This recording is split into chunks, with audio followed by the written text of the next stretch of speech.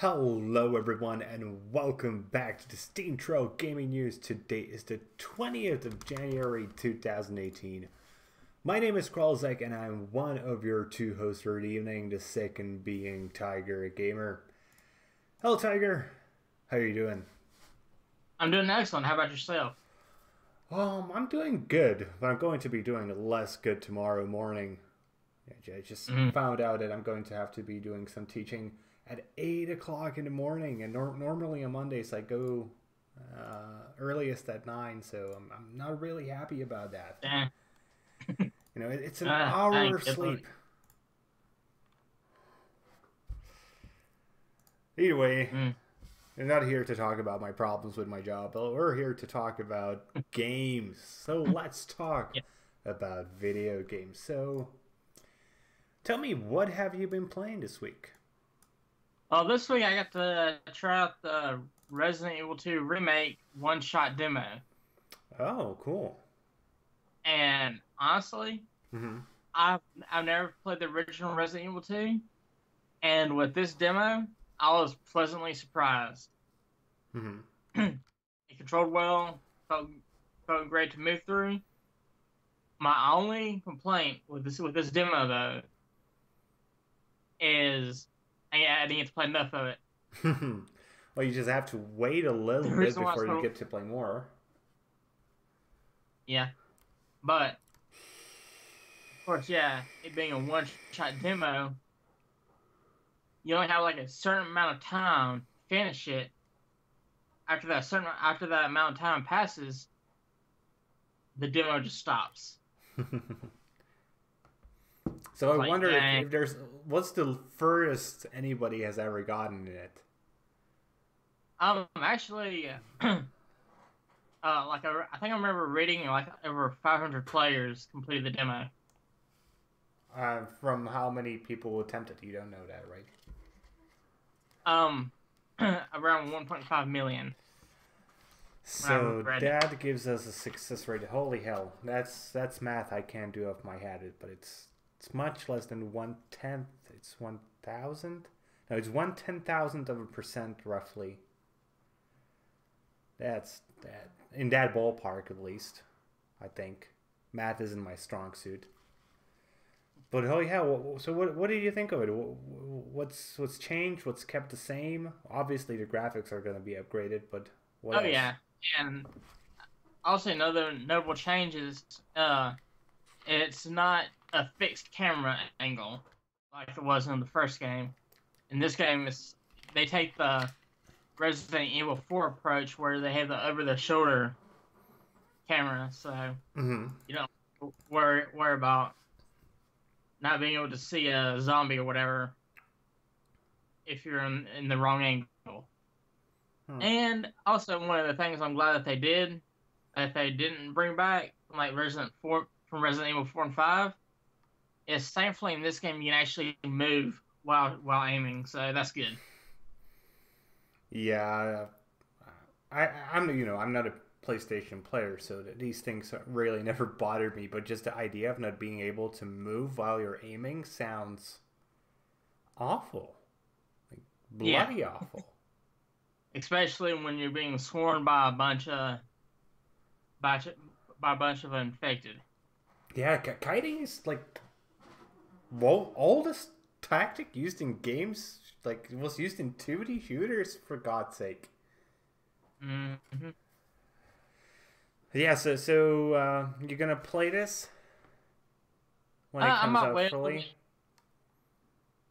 I'm gonna wait a little bit because I'm saving up for Kingdom Hearts 3 right now, so I understand. that Uh, takes more priority. Yeah, and thirdly, this is a game that you play for nostalgia more than you play for that new smell of the new game when you open the box or download Yeah, the game honestly, nowadays. like I said, I have not played the original Resident Evil 2, so I have zero nostalgia for this game. Oh, but you know what I mean. Yeah, yeah. Anything more you got to say about this? I know if all I got to say is, hey, if you're kind of on the fence about playing the remake, if you haven't already, go and download the one-shot demo. Hmm? It's free, so. Okay, so I personally played 2 games this week, both of them in, well, sort of similar genre, not exactly the same genre.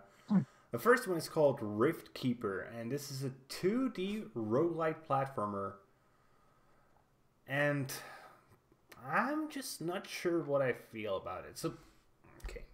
The game itself is good. The combat works decently. It's essentially a Metroidvania in terms of its combat. But I actually, for once, and you know me, I'm not the person who go for the highest of highest fidelity graphics. And more often Yeah. than not, I suggest indie games with graphics that most people would consider subpar. This game just doesn't speak to me graphically. Hmm. Is this like old low polygon sort of style? And I don't know. I understand that graphics are highly and insanely subjective, but Yeah. this one just didn't speak to me, and I just couldn't get into it because of that. I was just like, man, this game just, it actually looks awful to me. And while it Hmm. played decent, I just didn't have fun because of that. And I know that's a horrible thing to say to a degree. An awful thing to say as a game reviewer. You shouldn't base your impressions of a game based on how it looks. You should base them on how it Yeah. plays. And when it comes to how it plays bloody good, and it's actually really challenging. So if you like hard roguelike games, this is totally going to be your style. But I just can't imagine playing this for a prolonged period of time without wanting to probably puke my eyes out. Wow. I just don't know. It's just, and again, I know it's just awful when I say that as a game reviewer.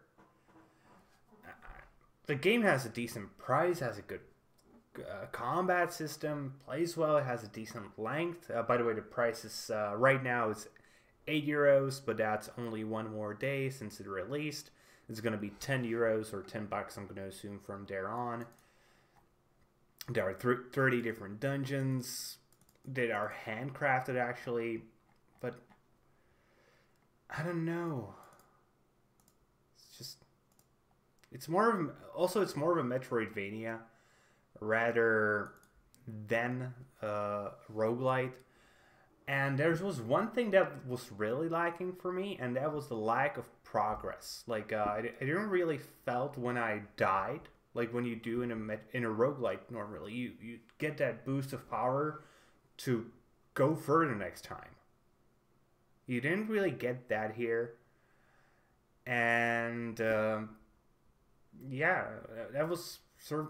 I guess if it had that, I could have maybe gotten over the graphics, but I was like, okay, I'm playing the same exact thing every single time. Just the enemies are getting slightly harder, and I'm getting slightly stronger, and it essentially balances out to everything is exactly the same as it was.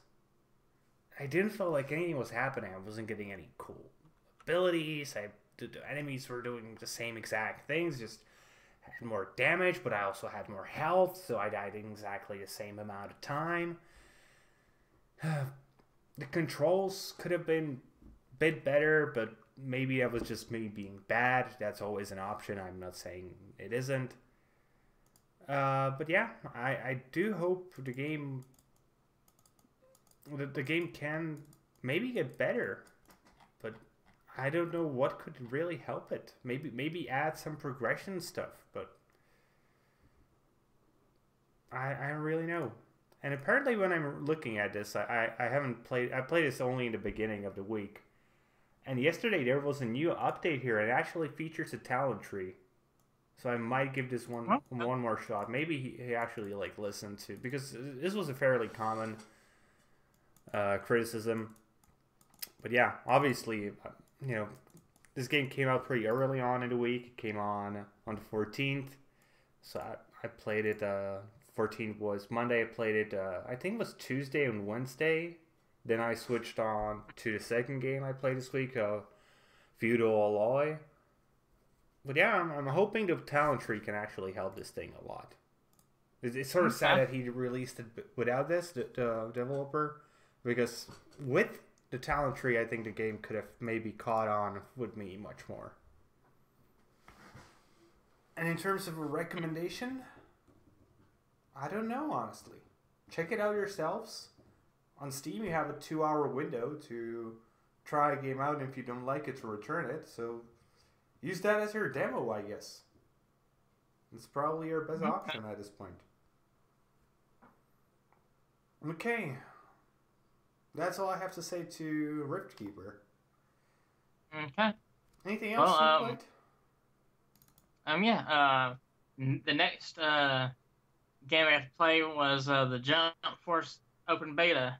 Oh. And at first I was going to say, this is clearly an anime fan service game where has all the characters from the Jump magazine universe and puts them all in a fighting game. It's like, best way I can describe it without having the same mechanics is it's pretty much anime Smash Brothers. So we have all these different characters from all these different anime teaming up and fighting against each other. Okay. That sounds awful to me, but to any anime fan, that must sound like heaven. Yes. Yes. And I will say though, yeah, if you're a big anime fan, you will find a lot of enjoyment out of this game. Chances are you already downloaded the beta already. So. Okay, tell me one thing. There's only one anime I personally like.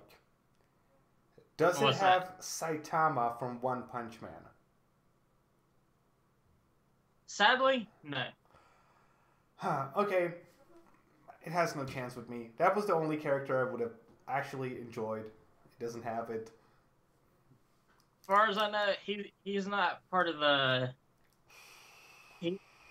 Like his, the manga that the guy that wrote the manga did not publish it in the Jump Force magazine, so...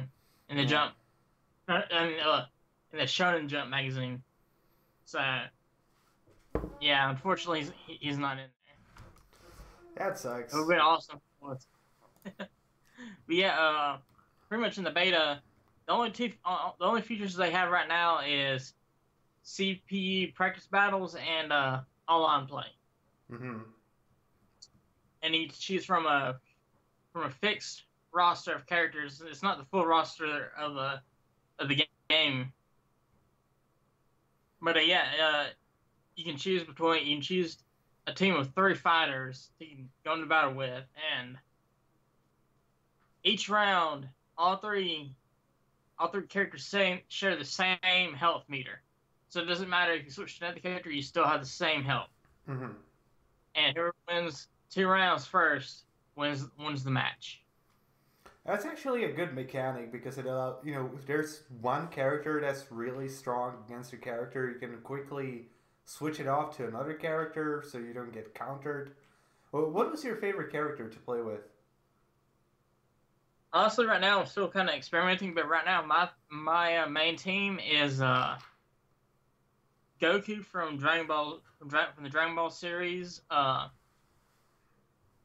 Luffy from One Piece, and Kenshiro from Fist of the North Star. Okay, from those I know who Goku is, and that's all.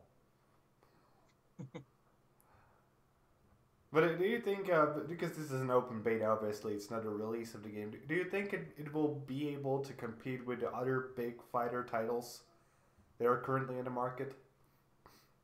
There might be a possibility, but we're just to wait and see how it does, because I remember playing the Dragon Ball FighterZ beta back in December of 2017, mm-hmm. And I didn't even know if it would take off or not either. But fortunately, it did. But if you want to get into the beta, make sure you check the times before you download it, so that way, because unfortunately, it's one of the downsides is it's one of those betas that you have to play at a certain time of the day to actually log in. So. Oh yeah, that's actually a very common thing for betas, especially open betas. Yeah. They're stress testing their servers. Yeah. They test it out and they shut it down, change a bunch of settings to see how it works best. It's not really something you can blame the devs for. It's just how it's supposed to be done, honestly. Yeah, but still, it kind of sucks that you're only limited to like 30 hours per session. So. Yeah, I can understand that. Yeah, if you're a fan of anime and you're hesitant about this game, make sure you go check the times and get this beta a try. So. Okay. And the second game, as I already mentioned, is Feudal Alloy that I played this week. And I actually talked about this in last week's recommendations. And man, I'm sorely disappointed by Feudal Alloy. So let me start by saying this. I actually discovered this is a Czech game. I didn't know that. Huh. But I can actually see it as sort of in the style. It actually makes sense that this was made by Czech people.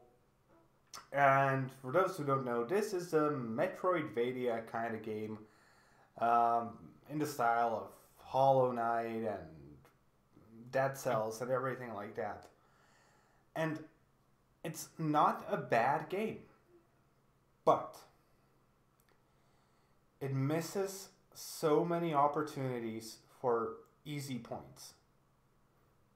So the combat itself is actually fine, I think. I do wish there was maybe a few more mechanics, but I'm not that far into the game. I played only like 6 hours. And I'm pretty bad at this sort of game, so I'm not that far in terms of even progression. But already, I am angry about one thing. What's that? This game completely misses out on world building. And let me remind you, this is a game that describes itself as an epic action adventure with fish-controlled medieval robots. That just sounds awesome. You're like, oh, okay, this is gonna be hilarious. But it's not used the tiniest bit. There's no... Even if there were like stupid fish puns, I would have been happy. It's not there. It's just there are no dialogues. There are no characters. Why doesn't every map just have one character you could interact and hear an old story from them? Because it's actually a story about you being originally a caretaker for old fish robot warriors, and if you could just like meet old ones and listen to their stories from the fish wars or something, I don't know. It's just missing, and it's such a huge missed opportunity. But the game itself is okay. It does lack in... I feel, again, that the progression systems haven't really been fully fleshed out. Essentially, the gear you find, it doesn't really upgrade much. The stats aren't really visible to see what you are upgrading. There is a talent tree, but it's insanely slow. After all the time I played in this game, again, it's like 6 hours, I leveled up one time. And I got one talent, and it was either a choice. Deal more damage, receive less damage, or be able to attack longer. Like, yay. Give me something really cool. Give me like an ability to, I don't know.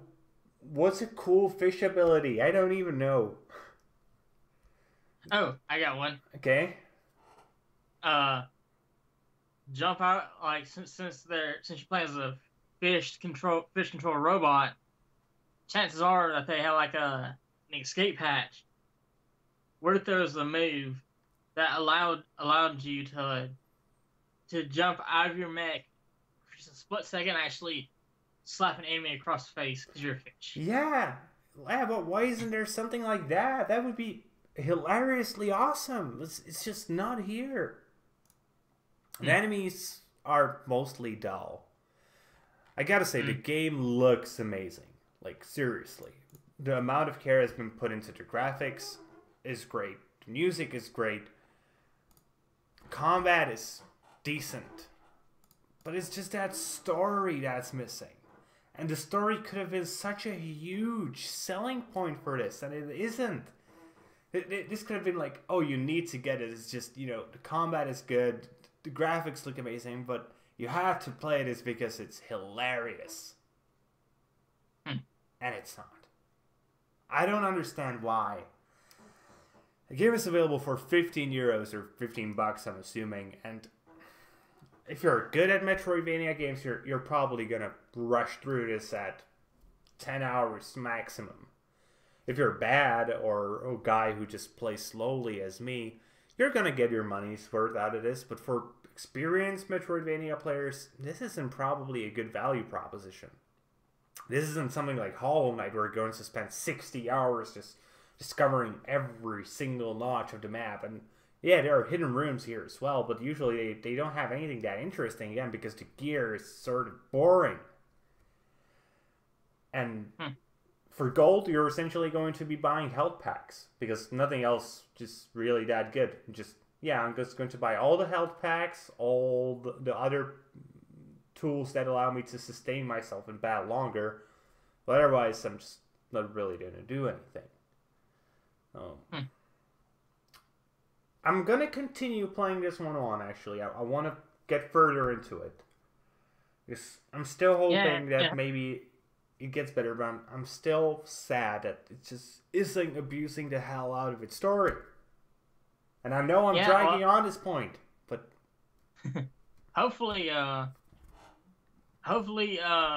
in the day and age that we live in, hopefully they might, even though it's a for release, hopefully they might, add some updates to the game in the near future.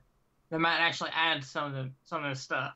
The worst thing is the story is probably the hardest to add.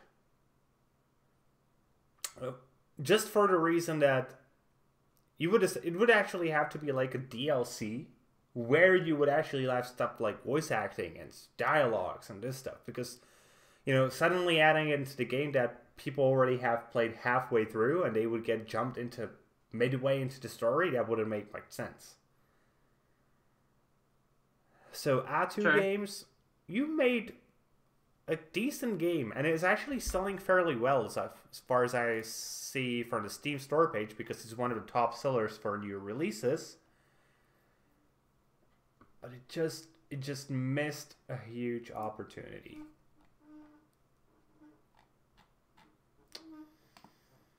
And I'm so pissed about that. Yeah, that is really unfortunate. Oh yeah, what can you do? Yeah. Well, anything else you played this week that was remotely interesting? I have not. Then I guess it's time to move on to the news. And let's start with a little Fortnite section of news, because we actually had a lot of Fortnite news this week.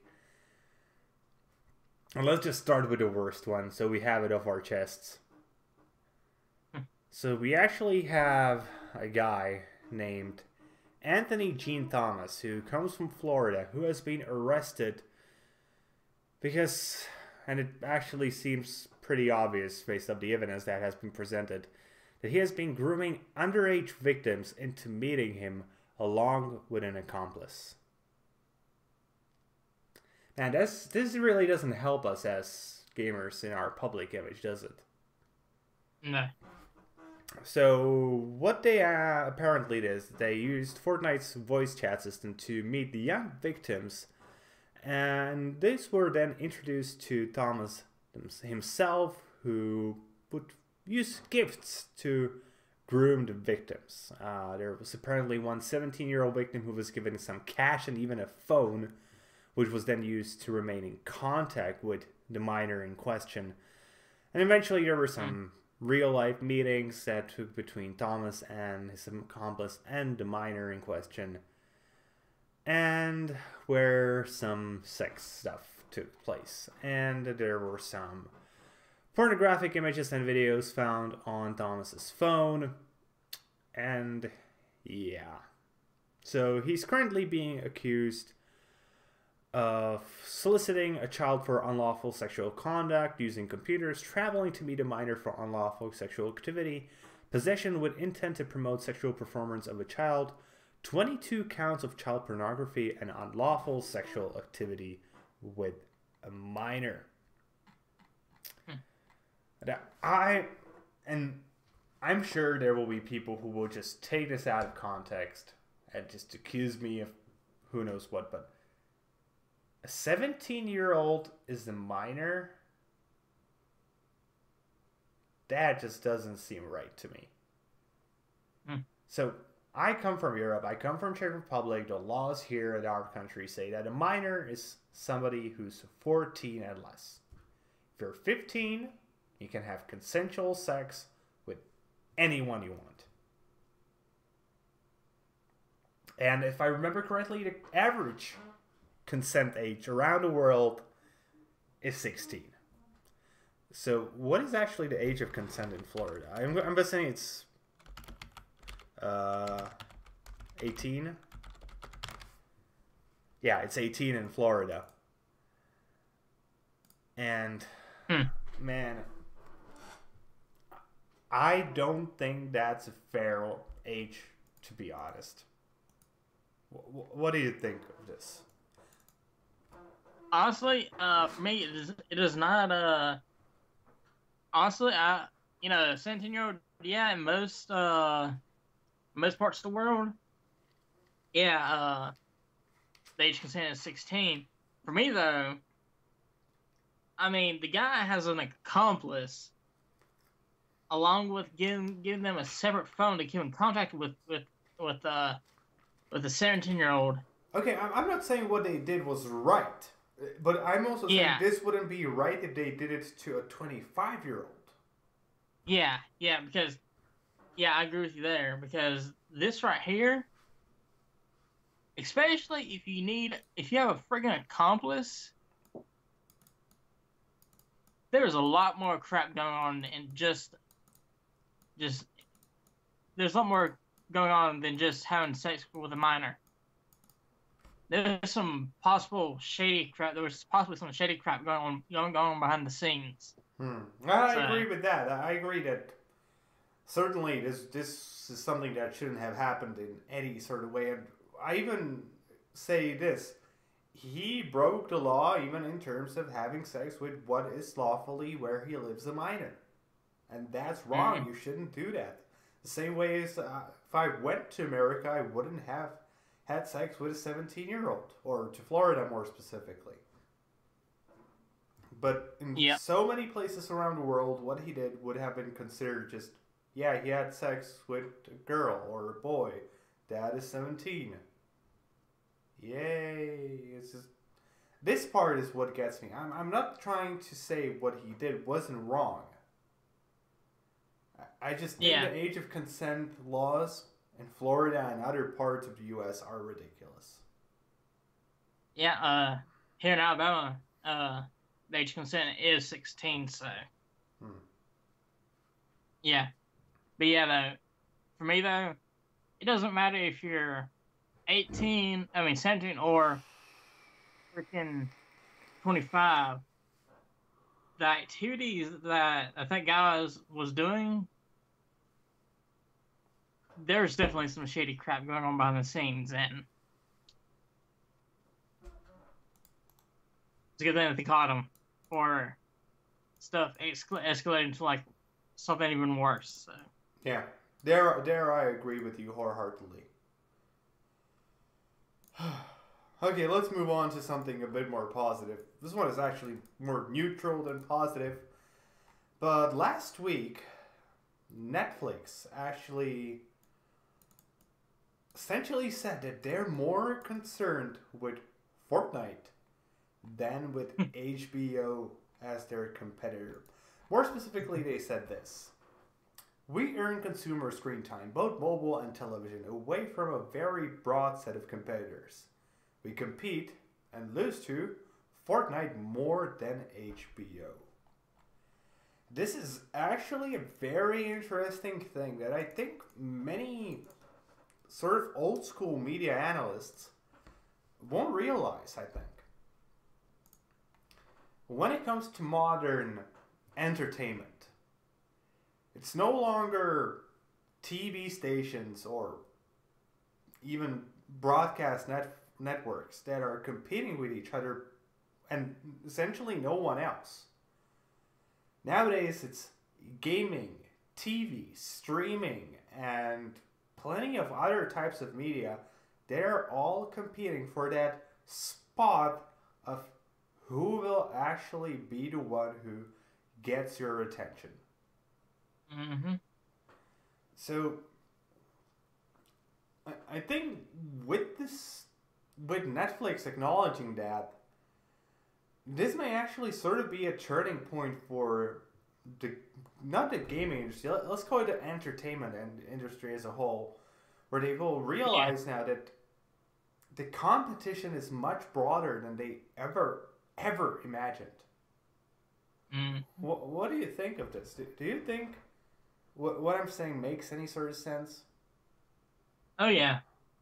I mean, there's only a certain amount of time in each day, and in just about every company like YouTube, Netflix, Hulu, HBO, Fortnite, any of the other online games that are out there, they are all trying to compete for your attention.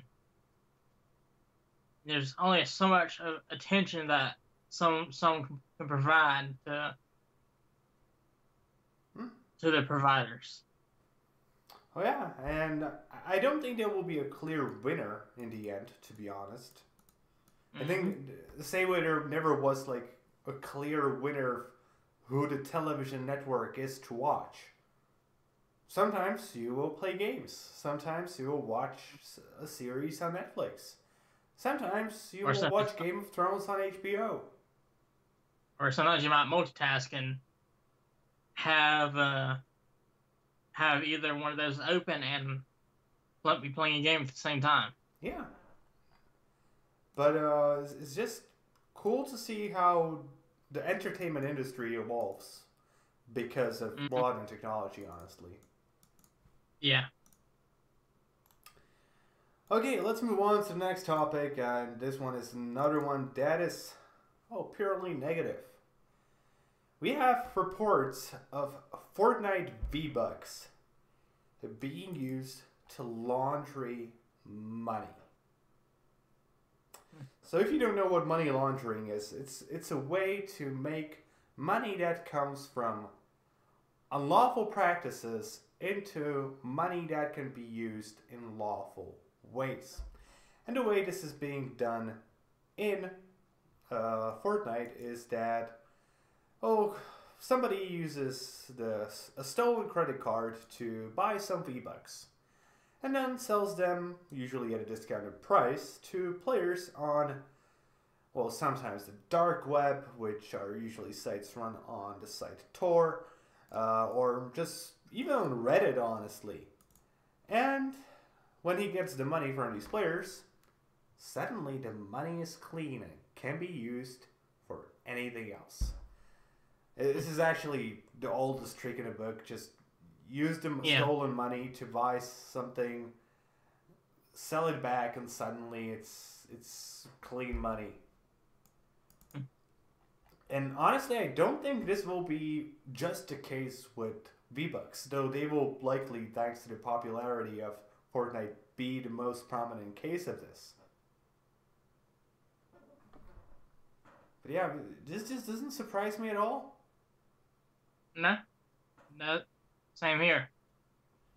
It sucks that it's the case, but if you have a product that can be bought and sold there's a good chance it's going to be used to launder money at one point or another. Mm-hmm. So yeah, what can we do really? Yeah, really. Okay, let's move on to the last Fortnite topic, and this one is I'm not sure if I would call it positive, but I certainly wouldn't call it negative. We have some data for the the games which had the largest revenue in 2018 that are free to play games. And can you guess which is the top one? Fortnite. Yes, it is Fortnite. Who would have guessed?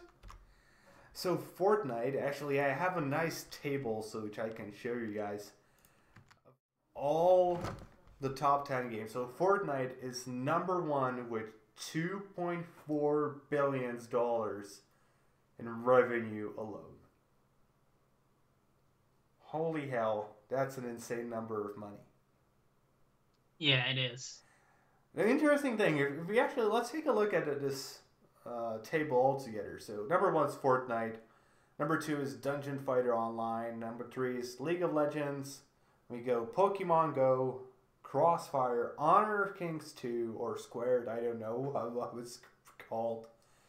Fate / Grand Order, Candy Crush Saga, Monster Strike, and Clash Royale. Have you noticed the pattern here, or something that is very common along these games? Most of them are free-to-play mobile games. Yes, so essentially you have Fortnite, but that's also a mobile game. Yeah. But I think only League of Legends from these is really a PC or console game. I don't know. I actually do a Dungeon Fighter Online. What is that? So that's actually on Steam as well. So, but from the graphics, so it seems to be a PC beat 'em up video game made by Nexon. So that's number two is also a PC game, but Pokemon Go, we do know that. Yeah. So then we have Crossfire. Which seems to be a game. It tells me it's for this. Okay, let me put in Riot. Oh man, it's hard to find. There's some band that's called Riot, and it has a song called Crossfire. Okay. Well, let's try this one. NeoWiz Games. Okay, so this one seems to be... Okay, this seems to be essentially Counter-Strike. Yes, this is Counter-Strike, but like 1.6 Counter-Strike. But coming from China. And we have Honor of Kings.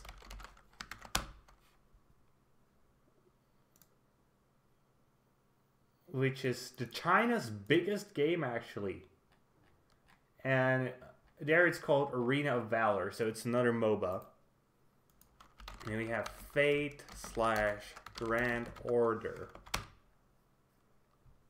This is a mobile game, yeah. It's a role-playing mobile game.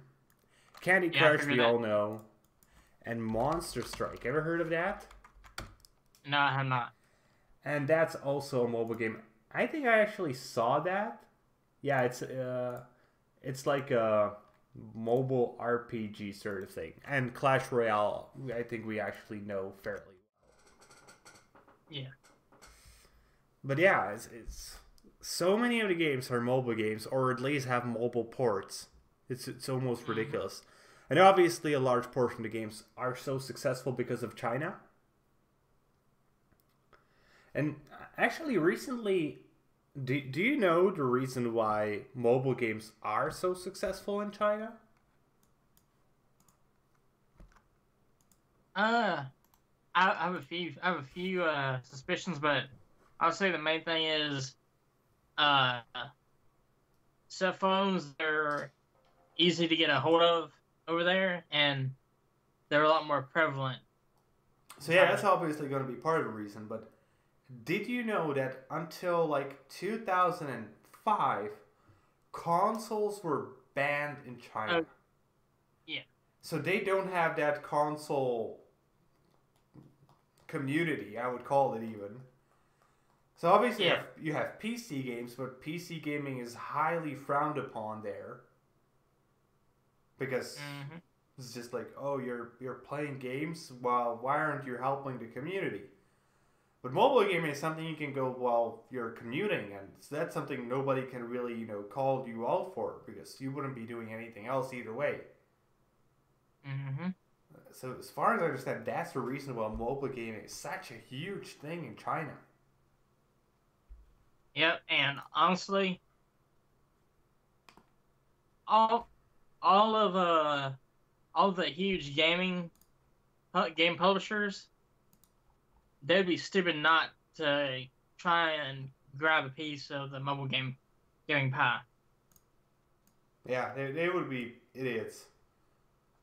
Yeah. Okay.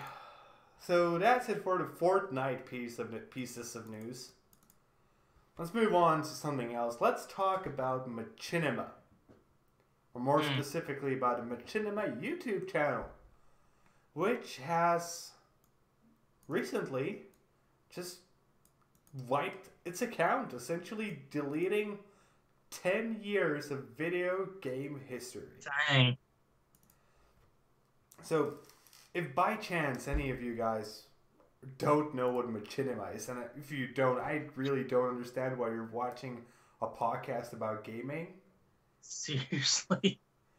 But it's essentially the early days of gaming videos. It was just people making stories with video game characters. And there were so many great ones. Oh, yeah. Just go to machinima.com and browse them. They have good stuff there. Sadly, it's not available on their YouTube channel anymore, because they just decided to wipe it on January 18th. Yeah, that is really unfortunate. So we currently don't have a clear reason why this happened, because there was no statement from anyone involved with Machinima saying why exactly this took place. But recently, Machinima was reorganized as part of Otter Media, which was because Time Warner was bought by AT&T, and Time Warner was the original owner of Machinima, so now it's owned by AT&T. So yeah, it's probably because some inner reorganization stuff, but just wiping the channel clean? Man, I'm sure this could have been handled in a less destructive way, let's call it. Yeah, honestly. Yeah, if they're restructuring, they could have just kept. I wish they would have kept the videos on their Machinima channel up, and just completely made a new channel for what they're doing now. And they could have just done re-upload the videos to new channels, and once it's re-uploaded and deleted, and not just wipe it clean. Yeah, really, there was a lot of good videos throughout the years that they made. Obviously, a lot of shitty ones as well. We're not saying there was only gold. There was a lot of crap there as well. Yeah, true. But still, though. Man, it just makes me sad. I will say one thing. Usually the best videos, they're uploaded on the internet many, many times, including YouTube. So if you know what you're looking for, you are very likely to find it again. Yeah. But if you just wanted to browse through the history of gaming videos, of where the original stuff comes from, it's gonna be hard now, man. Yeah. And also, I'd like to point out, since Machinima, a lot of those videos that were on the Machinima channel are not originally Machinima videos. Some of them are videos that that came from other YouTube creators who signed up with Machinima. So yeah, and chances many of them are, just like some of them were actually re-uploaded to a channel called Other Media Full Screen, yeah, but others were just gone. And plenty of them were good. Just actually, the content creators are quite pissed about this because they just didn't have any sort of warning, anything. And I'm pretty sure it was probably done according to the contracts that they made or they signed, but still, this just could have been handled in such a better way, and it wasn't. I think it just shows how the corporate part of AT&T doesn't really understand current youth gaming culture, where this will obviously become a thing nobody's happy about. Like, literally nobody. yeah, and shoot. Honestly, for me, one of the main reasons why I upload to YouTube is so I can keep my videos up there for as long as I want to for posterity. Yeah. And seeing Machinima going and setting all their videos private, it just rubs me the wrong way. Yeah, I can understand that point, but I guess it's their right, and we can't really do anything about it. It just makes me sad in the end. Rest in peace, Machinima. Yeah. Hopefully one day you come back and stand strong again. Honestly, this kind of got off topic a little bit, but I remember, I think it was like back in 2010 to like 2012, like on the weekends when I had like free time, I'd actually watch a lot of their their videos that they had on there. Yeah, I remember even going to like their website and browsing stuff there. Not even on YouTube, just going directly to their website, and it's a huge part of like gaming history, and I think it's still just people don't understand that gaming is truly an art form, and this is going to be one day part of true history, true art history. It's just it's just them not understanding, and I'm betting it was the same thing for, you know, like books. When books started appearing, nobody was like, oh, I'm gonna keep this because one day it's gonna be a cultural artifact. No, they probably teared it up and used it as toilet paper. Yeah.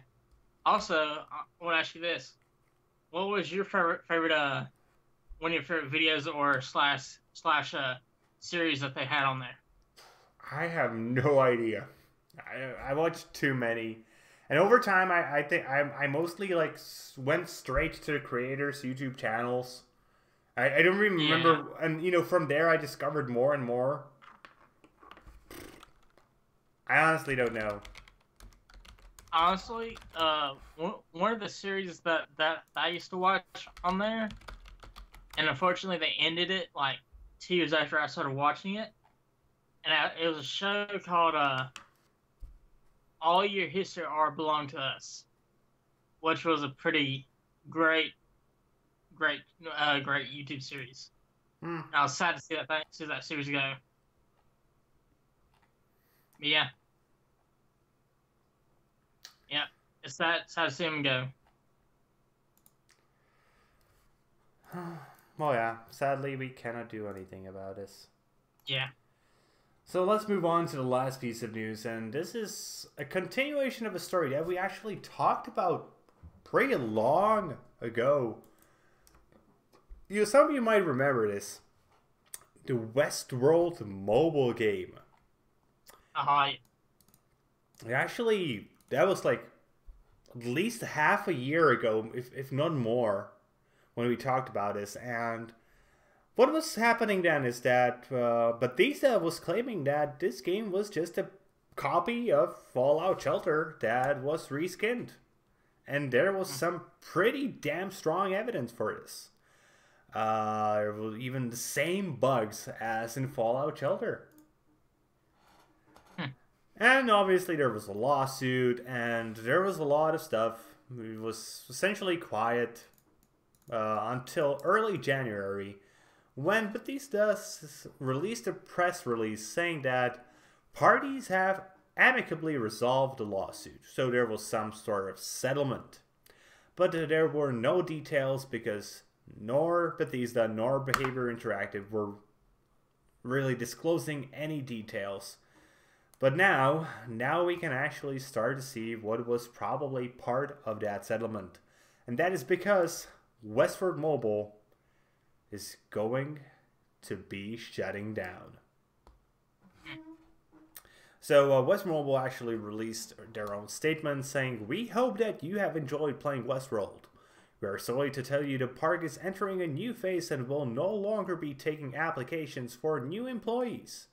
The game will be removed from the App Store and Google Play on January 15, 2018 and officially closed on April 16, 2019.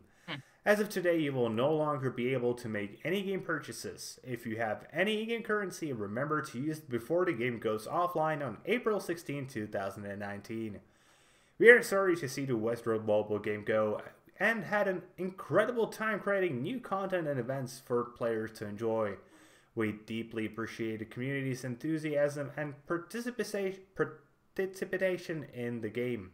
We are thankful for all who have supported Westworld and hope that the remaining time with the game will be entertaining." So, at this moment, you cannot download Westworld Mobile anymore on iOS or on Android, but if you already have the game installed, you can play with it for a few more months. But on April 16, the game will no longer be available.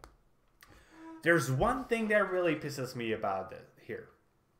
So, they're essentially saying, if you have any money in game, spend it. Because there will be no refunds. I really, really hate that. Yeah, really.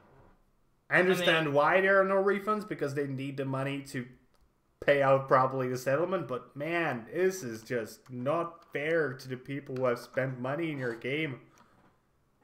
Yeah. And in fact, that's actually one reason why I'll play games with microtransactions in them, but I will not buy any. Mm-hmm. Because you never know whenever a game might shut down. I have bought some microtransactions in a few games. I've bought some stuff in Clash Royale when I played it. I have been considering buying maybe like a brawler or two in Brawl Stars. But that's a big ass studio, and I know the games will not be shutting down anytime soon because they're hugely successful. But when it comes to games that are either from smaller studios or the game is just like something that isn't really doing that well, I will not spend money on it. For the same exact reason as you just stated. Yeah. Yeah, it's just... I'm okay with the game shutting down because from what I remember, it was a pretty clear case of the game being just used code from another game and reskinned. But them not returning the money people have bought stuff in there, luckily they at least are not allowing any more purchases in the game. Otherwise, I've been really pissed. Yeah. But they should have just returned the money. I don't think the game had so many players that it would have been such a large piece of money. And it's Warner Brothers in the end who's owning this. They could have... If it was $1 million in total, I would have been really surprised. Yeah. Okay, so that's it for news. You got anything you want to add to news? No. Once again, you covered most of the big stuff that happened this past week. Oh, we didn't cover one thing, and that's the fact that there was some news concerning EA and Star Wars games, but it's just talked everywhere. You can go find that very easily if you want to. Essentially, it was that EA canceled two It canceled open world Star Wars game, and it didn't want to allow BioWare to make another Knights of the Old Republic game. Even though BioWare really, really wanted to make a new Knights of the Old Republic game. That sucks. Yeah. But let's move on. I'll give my quick opinion on this. Disney, take away the Star Wars license from EA. They've done nothing but crap to it. That's a good point. So, let's actually move on and let's take a look at the last section of the show.